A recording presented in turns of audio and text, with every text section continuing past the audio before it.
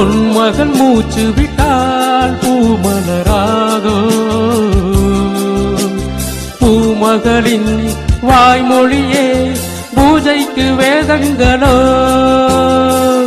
கல்லூரி வாழ்க்கையில் காதல் ஏன் வந்தது